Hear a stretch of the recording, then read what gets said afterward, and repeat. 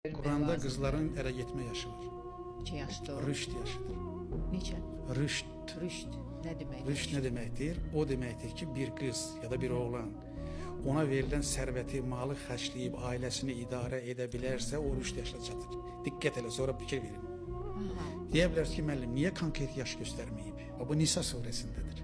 Niyə konkret yaş qoymayıb? Çünki hər insanın rüşd yaşı fərqlidir. Sevinç xanım 18 yaşında ailəsini idarə etmək yetənəyinə sahib ola bilər. Zəki bir xanımdır. Pulunu da xərcləyər, ailəsində çəkər, çevirər, dolandırar. Elə adam var 80 yaş var, rüşd yaşına çatmır. Ki bunu necə müəyyənləyəcək? Bax, Quran ayəni söyləyirəm sizə. Nisa surəsi. Hər kəs oxusun evində. Deyirlər Quranda evlilik yaşı yoxdur. Var, rüşd yaşı. Allah buyurur ki, diqqət edin Sevinç xanım. Hər şeyi göstərib bu Quran. Deyir onları sınayın.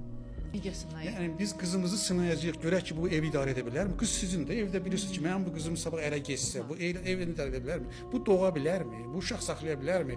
Ailəsinin ərinin sərvətini çəkib, çevirib, ailəsini dolandırarmı? Bunu sınamaq çətin bir şeydir. 9 yaşında, 10 yaşında, 12 yaşında, 13 yaşında, 14 yaşında qızın bunları eləmə imkanı yoxdur axı. Bax, Allah deyir ki, rüşd yaşında ərə getsinlər. Rüşd yaşına çatdığında sınayın. Rüşd yaşına çatıb yoxsa yox? Biz bunu bilmirik, götürüb qızları 13 yaşında ərə veririk. Üstəlik bunu Allahın əmri kimi insanlara deyirik. Deyir, Allah deyib ki, Peyğəmbər görmürsən, utanmadan, qızarmadan deyir